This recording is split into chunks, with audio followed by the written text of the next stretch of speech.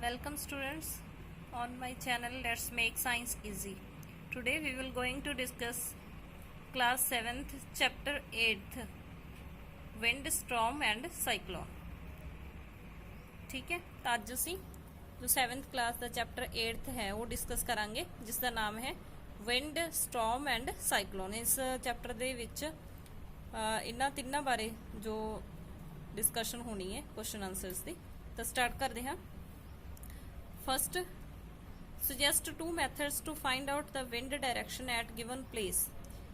कि दो methods दसने हैं जिन्हां दे नाल असीं wind दी direction पता कर सकीए किसी भी place दी। ठीक है, तो wind की हुंदी है जो moving air है उसनूं बोलदे हां असीं wind।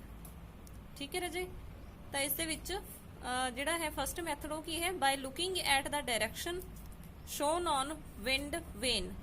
ਇਹ ਜਦੋਂ ਤੁਹਾਡੀ ਆਨਲਾਈਨ ਕਲਾਸ ਹੋਈ ਸੀ ਉਦੋਂ ਵੀ ਤੁਹਾਨੂੰ ਮੈਂ ਸਮਝਾਇਆ ਸੀ ਕਿ ਜੋ ਵਿੰਡ ਵੇਨ ਹੁੰਦੀ ਹੈ ਉਹ ਇਦਾਂ ਦਾ ਇੱਕ ਇਨਸਟਰੂਮੈਂਟ ਹੁੰਦਾ ਹੈਗਾ ਜਿਹੜਾ ਮਤਲਬ ਜਦੋਂ ਵਿੰਡ ਚੱਲੇਗੀ, ਠੀਕ ਹੈ, ਮਤਲਬ ਤੇਜ਼ ਹਵਾ ਚੱਲਦੀ ਹੈ ਤਾਂ ਉਹ ਉਸ ਡਾਇਰੈਕਸ਼ਨ ਦੇ ਵਿੱਚ ਰੋਟੇਟ ਹੋ ਜਾਏਗਾ। ਉਸ ਤੋਂ ਆਪਾਂ ਨੂੰ ਡਾਇਰੈਕਸ਼ਨ ਪਤਾ ਲੱਗ ਜਾਏਗੀ ਕਿ ਵਿੰਡ ਦੀ ਡਾਇਰੈਕਸ਼ਨ ਮਤਲਬ ਕਿ ਕਿਸ ਸਾਈਡ ਹੈ। ਸੈਕਿੰਡ ਹੈ looking at the direction of tree during a strong wind. कि जो ट्री है ट्री दे वाल वेख के भी असी पता कर सकते हैं कि डायरैक्शन मतलब किस दिशा दे विच चल रही है जिहड़ी विंड है। ठीक है, वो उस साइड वाल जिहड़े उहदे लीव्स नेगे वो की करते हैं फिर उस टाइम मूव करते हैं। Come to second question. Our second question is state two experiences that made you that air exert pressure. कि दो एक्सपीरियंस दसने जिहदे नाल आपां ये कह सकीए कि जिहड़ी जितों ये पता लगता है कि एयर है जो प्रैशर लगाउंदी है, मतलब कि दबाव जिहड़ा है पाउंदी है, एक्सर्ट करना, प्रैशर एक्सर्ट करना। तो फर्स्ट की है blowing air in a balloon make it expand.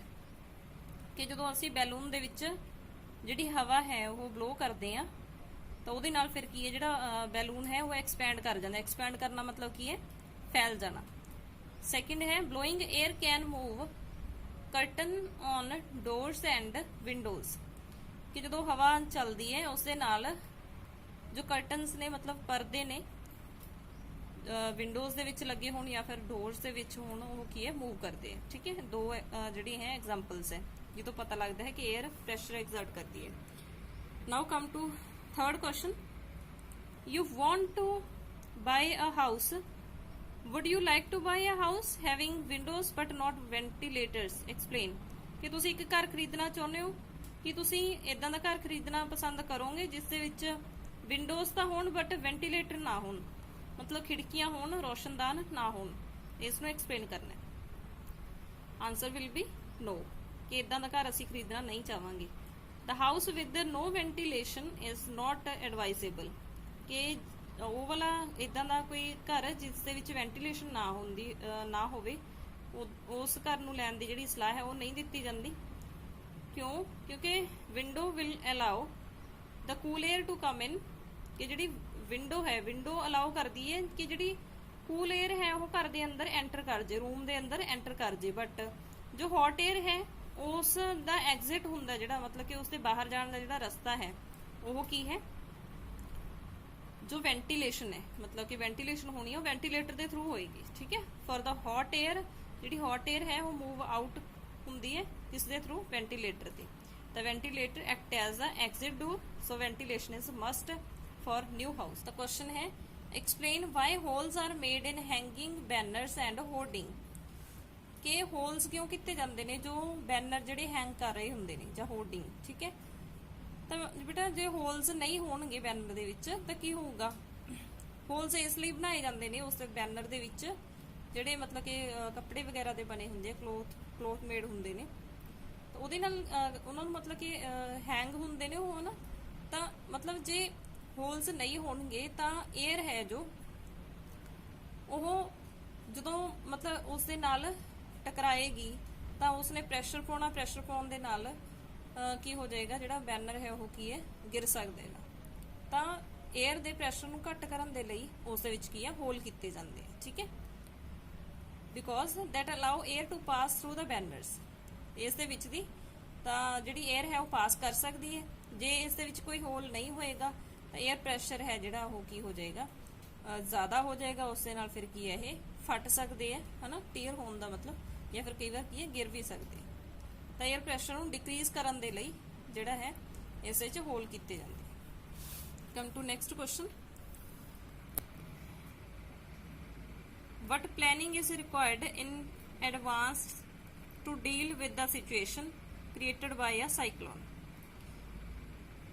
ਕਿ ਐਡਵਾਂਸ ਦੇ ਵਿੱਚ ਮਤਲਬ ਕਿ ਕਿੱਦਾਂ ਦੀ ਜਿਹੜੀ ਪਲੈਨਿੰਗ ਹੈ ਉਹ ਚਾਹੀਦੀ ਹੈ, ਵੀ ਮਤਲਬ ਕੋਈ ਸਿਚੁਏਸ਼ਨ ਇਦਾਂ ਦੀ ਆਉਣੀ ਹੋਵੇ ਕਿ ਸਾਈਕਲੋਨ ਆਉਣ ਵਾਲਾ ਹੋਵੇ, ਉਸ ਉਦਾਂ ਦੀ ਸਿਚੁਏਸ਼ਨ ਦੇ ਨਾਲ ਕਿੱਦਾਂ ਡੀਲ ਕਰਾਂਗੇ। ਫਿਰ ਫਸਟ ਹੈ setting up cyclone warning system, cyclone ਦੀ ਵਾਰਨਿੰਗ ਜੋ ਜਿਸ ਤੋਂ ਮਿਲ ਸਕੇ ਉਦਾਂ ਦਾ ਸਿਸਟਮ ਹੈ ਜਿਹੜਾ ਉਹ ਸੈਟਅਪ ਕਰਨਾ। ਸੈਕਿੰਡ ਹੈ ਸੈਟਿੰਗ ਅਪ ਸਾਈਕਲੋਨ ਸ਼ੈਲਟਰ, ਜਿੱਥੇ ਮਤਲਬ ਕਿ ਆਸਰਾ ਮਿਲ ਸਕੇ, ਸ਼ੈਲਟਰ ਮਿਲ ਸਕੇ, ਮਤਲਬ ਕਿ ਰਹਿਣ ਦੀ ਜਗ੍ਹਾ ਜਿਹੜੀ ਹੈ ਉਸ ਦੀ ਸੈਟਿੰਗ ਅਪ ਕਰਨੀ।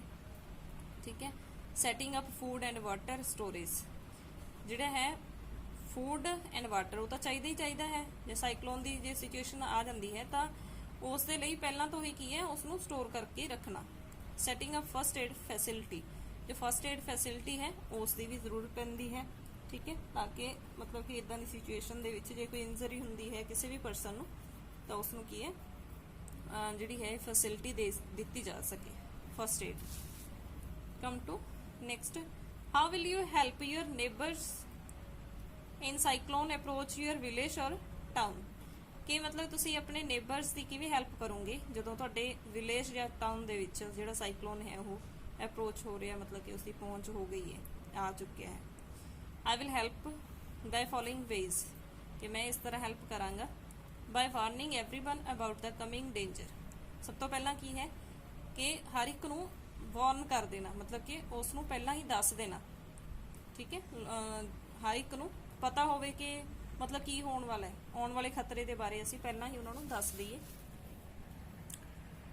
नैक्सट है सर्च फॉर शेल्टर, कि जिथे आसरा लिया जा सके, मतलब कि जिथे रहा जा सके उदां दी उस दी भाल करनी, शेल्टर दी रहन दी जगह दी भाल करनी।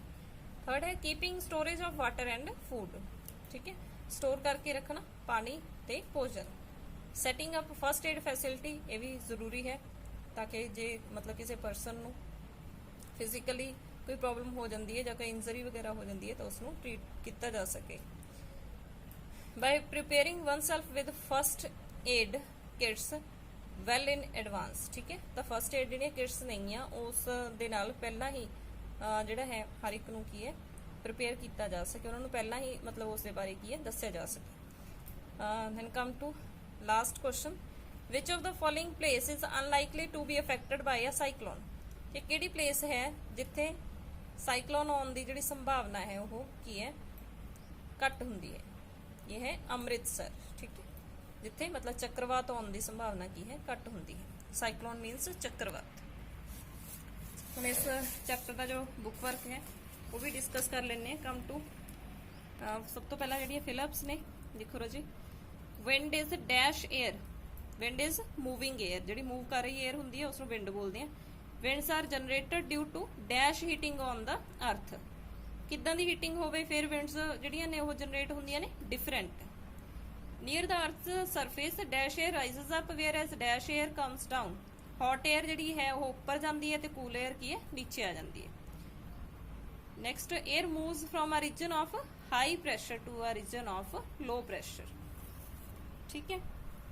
तो तुहाडा जिहड़ा है 8th एक ही है MCQ है, which one of the following places to be affected by unlikely to be affected by a cyclone. इसका क्वेश्चन का आंसर भी कर चुके हैं, तो इसकी जिहड़ी है करैक्ट आंसर वो की है अमृतसर, ठीक है। विच of the statements given below is correct, तो इन्हां जिहड़ियां स्टेटमेंट्स दे विचों जिहड़ी करैक्ट है स्टेटमेंट वो किहड़ी है, in winter the winds flow from a land to ocean, जिहड़ी फर्स्ट ऑप्शन है वो करैक्ट है, ठीक है जी। तो इस दे नाल तुहाडा जो ये चैप्टर 8th है विंड स्टॉर्म एंड साइक्लोन ये डिस्कस हो चुके हैं। इसे question answer with book work, तो तुसी इसनूं की है लर्न कर लेना, ठीक है राजे। तो मिलते हैं एक नैक्सट वीडियो दे नाल।